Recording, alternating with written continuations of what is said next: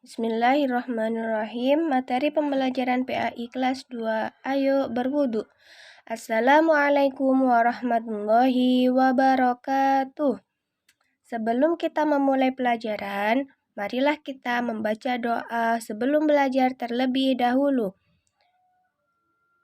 Raditu billahi robba wa bil islami dina wa bi muhammadin nabiyya wa rasula rabbi zidni ilma warzuqni fahma amin. Baiklah, sekarang kita akan langsung masuk kepada materi tentang wudhu. Wudhu menurut bahasa adalah tampil indah dan bersih. Sedangkan wudhu menurut istilah adalah menggunakan air untuk mencuci bagian tubuh tertentu,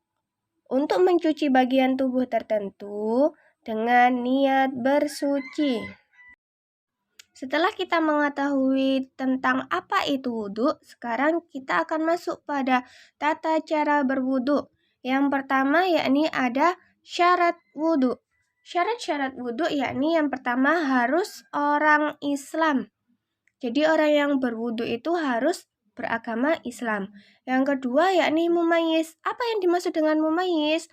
Mumayyiz yaitu orang yang sudah dapat membedakan perbuatan benar dan salah. Terus yang ketiga yaitu menggunakan air suci dan mensucikan. Jadi air najis itu tidak boleh digunakan untuk berwudu. Dan yang terakhir yaitu tidak ada yang menghalangi sampainya air ke kulit. Misalkan ada bedak kalau orang perempuan itu air tidak dapat meresap ke dalam kulit. Kemudian tata cara berwudu yang kedua yakni rukun wudu. Apa yang dimaksud dengan rukun wudu? Rukun wudu adalah perbuatan yang harus dilakukan ketika berwudu. Jadi ketika kita berwudu dan kita tidak melaksanakan rukun ini, maka wudunya tidak sah. Lah, apa aja rukun wudu itu? Rukun wudu ada 6. Yang pertama yakni niat.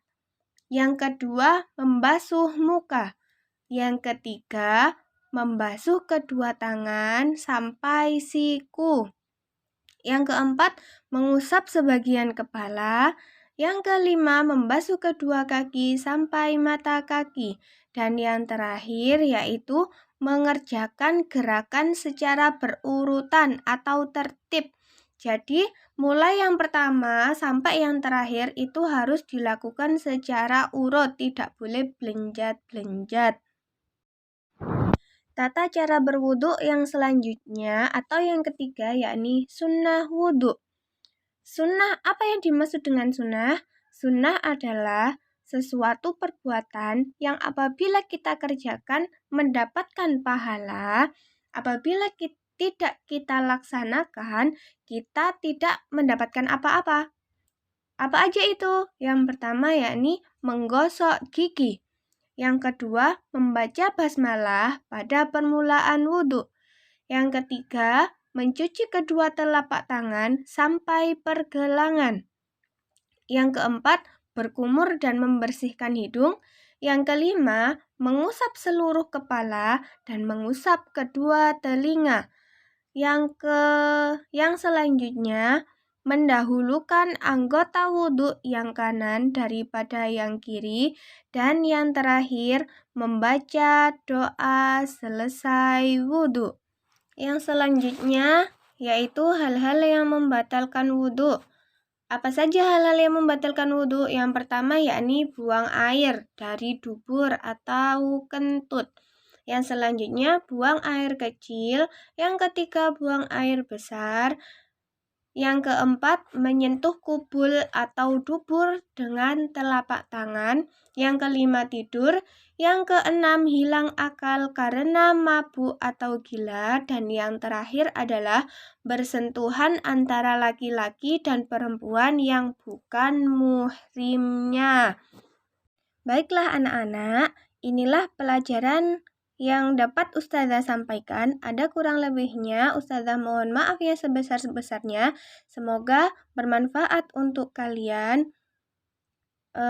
Sebelum kita mengakhiri pelajaran kali ini, marilah kita baca doa akhir majelis.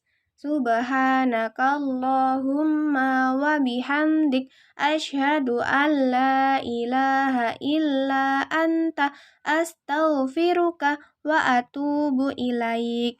Wassalamualaikum warahmatullahi wabarakatuh.